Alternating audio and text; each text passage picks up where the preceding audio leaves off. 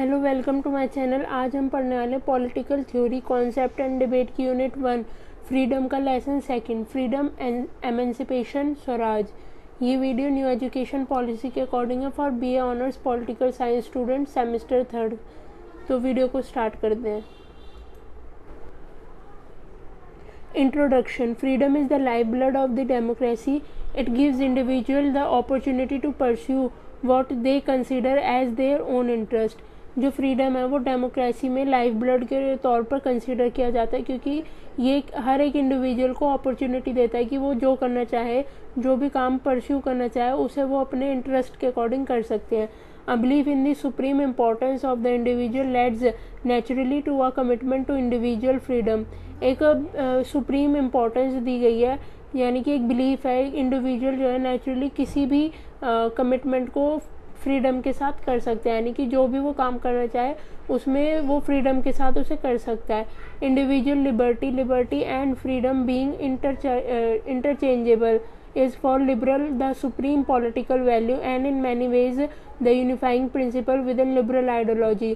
जो individual liberty है, वो जो लिबरल है वो इंडिविजुअल लिबर्टी को as a supreme political power consider करते हैं, और ये जो है लिबरल आइडियोलॉजी में काफ़ी प्रमोट की गई है फ्रीडम को, लिबर्टी को। For early liberal was a natural right and essential requirement for leading a truly human existence. शुरुआत में जो लिबर्टी थी वो एक नेचुरल राइट के रूप में कंसीडर किया गया था, जो कि एक रिक्वायरमेंट को पूरा करती थी ह्यूमन एग्जिस्टेंस की। It also gave individual the opportunity to pursue their own interest by exercising choice of where to live, for whom to work, what to buy and so on. वहीं पर जो liberty है वो individual को opportunity देती है कि वो अपने ओन इंटरेस्ट के अकॉर्डिंग चीज़ों को परस्यू कर सके, या अपनी इंटरेस्ट के अकॉर्डिंग चीज़ों को चूज़ कर सके। जैसे कि वो ये चूज़ कर सके कि उसे कहाँ रहना है, किसके लिए काम करना है, और क्या चीज़ उसे बाय करनी है। इसी तरीके से later liberal have seen liberty as the only condition in which people are able to develop their skill and talent and fulfil their potential. जो लिबरल थे वो उनका बाद में कहना था कि लिबर्टी जो है जो एक कंडीशन है जहाँ पर लोग अपने स्किल्स को डेवलप कर सकते हैं, स्किल्स एंड टैलेंट को, और अपने पोटेंशियल को फुलफिल कर सकते हैं। Freedom and Indian constitution. There are few articles interconnected to the idea of freedom. Article 19 and 22 of the Indian Constitution deal with freedom. Article 19 guarantees to all citizens the 6 rights. These are जो freedom जो article है हमारे constitution में, उनमें जो idea of freedom है वो article 19 से लेके 22 तक दिए गए हैं। उसमें जो आर्टिकल 19 है वो बेसिकली हर एक सिटीज़न को 6 राइट गारंटी करता है, जो कि right to freedom of speech and expression, right to assemble peaceably with and without arms, right to form association or union, right to move freely throughout the territory of India, right to reside and settle in any part of the territory of India, right to practice any profession or to carry any occupation, trade or business. ये 6 right है जहाँ पर हमें right to freedom मिलती है, यानी कि हमें अपनी स्पीच और एक्सप्रेशन की फ्रीडम मिलती है, और हमें एक ग्रुप बनाने की भी सहमति मिलती है, राइट मिलता है, जिसमें हम पीसफुली और विदाउट आर्म से किसी भी यूनियन को क्रिएट कर सकते हैं, और हमें इंडियन टेरिटरी में कहीं पर भी फ्रीली मूव कर सकते हैं, और कहीं भी किसी भी पार्ट में सेटल हो सकते हैं in the territory of India, और हम किसी भी प्रोफेशन और ऑक्यूपेशन को चूज़ कर सकते हैं अपनी मर्जी से।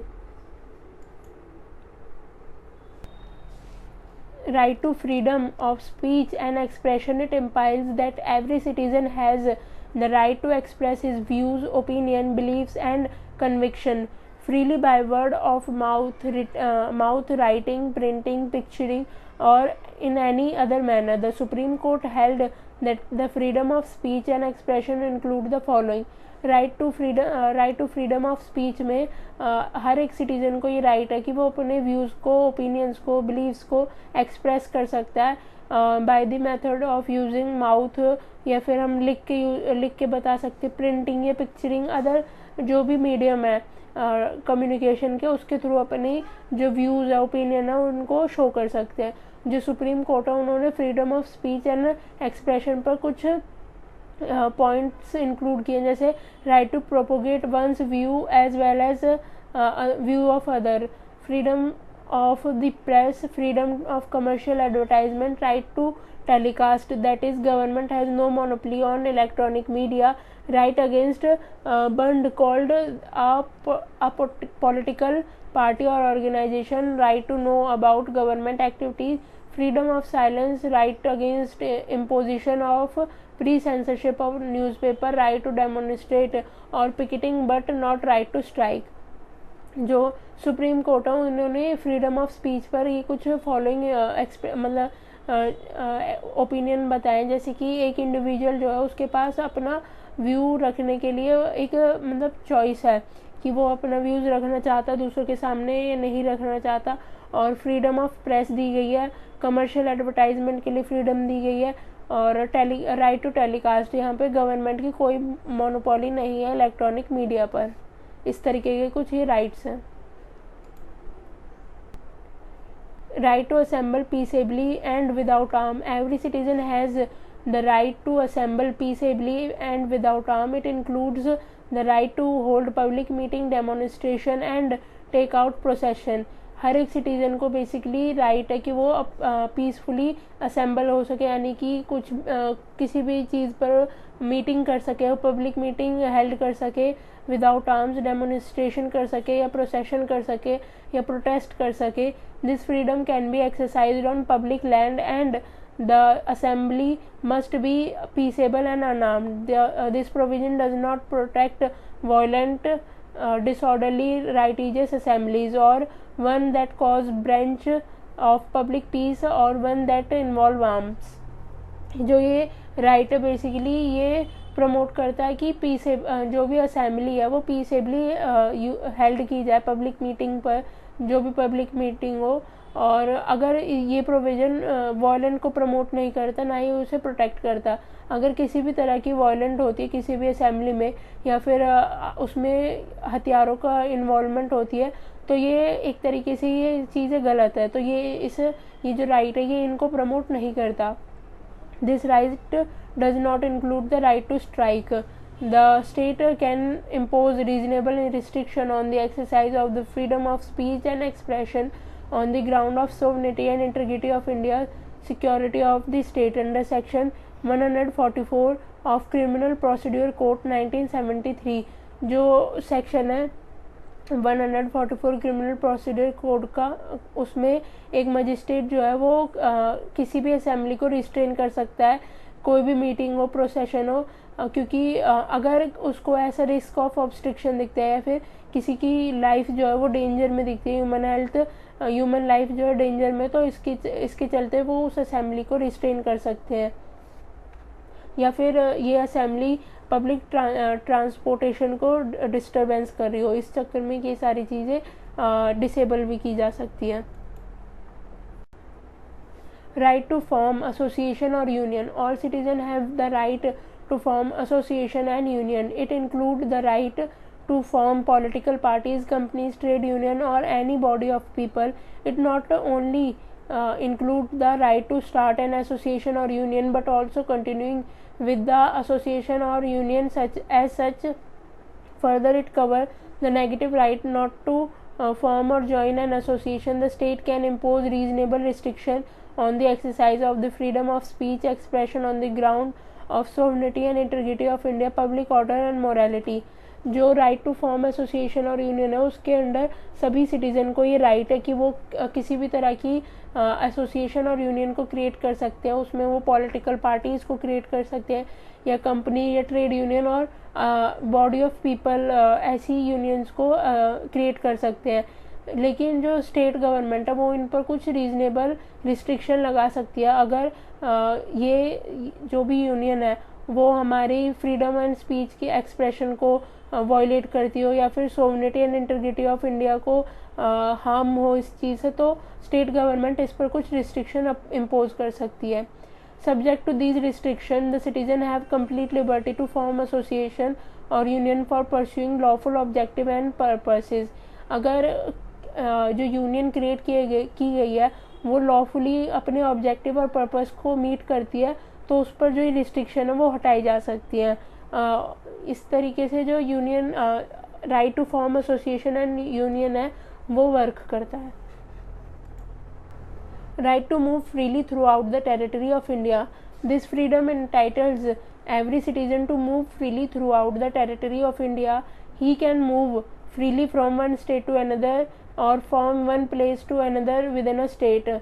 This right underlines the idea that India is one unit so far as the citizens are concerned. Thus, the purpose is to promote national feeling and not patriotism. The ground of reasonable restriction on this freedom are two, namely the interest of the public and protection of the interest any scheduled tribe. जो right to move freely throughout the territory of India है उसमें हर एक citizen को right है कि वो किसी भी स्टेट में मूव कर सकता है रहने के लिए या फिर काम करने के लिए. और इसमें कुछ रिस्ट्रिक्शन है जो कि है दो तरह की. एक तो होती है कि किसी भी कम्युनिटी या फिर सोसाइटी को पर्टिकुलर रीजन के जो लोग हैं उनसे खतरा हो या फिर उनसे प्रोटेक्शन के लिए वो नहीं जा सकते वहाँ पर. और दूसरा है शेड्यूल्ड ट्राइब, जो बेसिकली शेड्यूल्ड ट्राइब है जो अपने कल्चर को फॉलो करती है, तो उससे जो वहाँ का कल्चर है वो हार्म हो सकता है, इसलिए ऐसी जगहों पर कुछ रीजनेबल रिस्ट्रिक्शन है.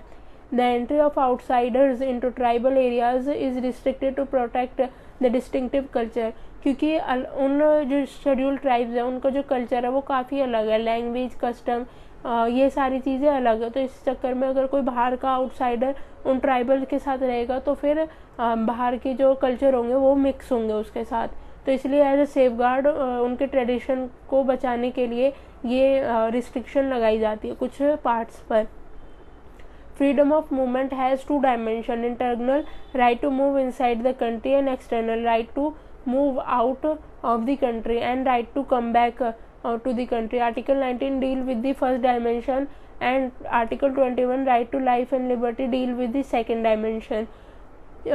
फ्रीडम जो मतलब फ्रीडम ऑफ मूवमेंट जो है उसके बेसिकली दो डायमेंशन है, एक तो है इंटरनल और एक है एक्सटर्नल. इंटरनल में हमें राइट मिलता है कि हम कंट्री के इनसाइड में किसी भी पार्ट में किसी भी स्टेट में रह सकते हैं, और वहीं पर जो एक्सटर्नल है उसमें हम कंट्री से आउटसाइड जाकर रहे. तो जो आर्टिकल 19 है वो डील करता है इंटरनल पार्ट पर और आर्टिकल 21 जो है वो डील करता है एक्सटर्नल पार्ट पर.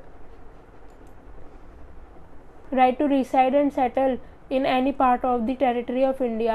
Every citizen has right to reside and settle in any part of the territory of the country. This right has two parts: a right to reside in any part of the country, which means to stay at any place temporarily. जो right to reside, settle in any part of territory of India है उसमें हर citizen के पास right है कि वो किसी भी उसमें जाके रह सकता है स्टेट में. तो लेकिन जो इसके ये जो राइट है इसके दो पार्ट्स है, जैसे कि पहला जो है वो स्टे कर सकता है टेम्परेरी प्लेसेस पर टेम्परेरी रह सकता है, और जो दूसरा है वो परमानेंटली सेटल हो सकता है, यानी कि वहाँ पर अपना होम सेट कर सकता है, एक परमानेंट प्लेस जो कि जहाँ पर वो रहेगा. This right is intended to remove internal barrier within the country or between any of its part. This promote nationalism and avoid narrow-mindedness. The state can impose reasonable restriction on the exercise of this right on two grounds, namely the interest of public and protection of interest of any scheduled tribes. ये basically जो पहला वाला part था उसी से मिलता जुलता है. इसमें भी दो रिस्ट्रिक्शंस हैं, जैसे कि इंटरेस्ट ऑफ द पब्लिक और protection of the interest of any scheduled tribes. To practice any profession और to carry on any occupation, trade और बिजनेस। जो हमारी कंट्री में हर एक सिटीज़न के पास ये राइट है कि वो किसी भी प्रोफेशन को प्रैक्टिस कर सके, यानी कि उसको कैरी ऑन कर सके, किसी भी ऑक्यूपेशन को और ट्रेड और बिजनेस को। ये राइट जो है काफ़ी बड़ा है, इसमें बहुत सारी चीज़ें कवर होती है, जैसे कि एक इंडिविजुअल की क्या लिवलीहुड है, ये सारी चीज़ें। The state can impose reasonable restriction on the exercise of this right in the interest of the public. जो स्टेट है वो इस राइट पर कुछ रीजनेबल रिस्ट्रिक्शन भी इम्पोज कर सकती है, जैसे कि on the basis of interest of public. Further the state is empowered to prescribe professional technical qualification necessary for practicing any profession or carrying on any occupation, trade और business। वहीं पर जो इंडिविजुअल है वो किसी भी मतलब किसी भी प्रोफेशन को ऐसे ही चूज़ नहीं कर सकता, उसके लिए कुछ प्रॉपर क्वालिफिकेशन होनी चाहिए उसकी, जिससे कि वो उस ऑक्यूपेशन, ट्रेड और बिजनेस को कैरी ऑन कर सके।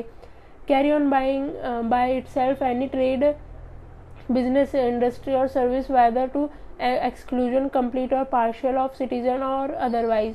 और कोई भी सिटीजन जो है वो एज मतलब छोटे लेवल पर अपना बिजनेस स्टार्ट कर सकता है, ट्रेड स्टार्ट कर सकता है, उसमें उसको क्वालिफिकेशन, टेक्निकल क्वालिफिकेशन की ज़रूरत नहीं है, जो कि प्रोफेशनली चाहिए होती है। Thus no objection can be made when the state carries on a trade, business, industry or service either as a monopoly, complete or partial, to the exclusion of a citizen, all or some only, in competition with any citizen. The state is not required to justify its monopoly.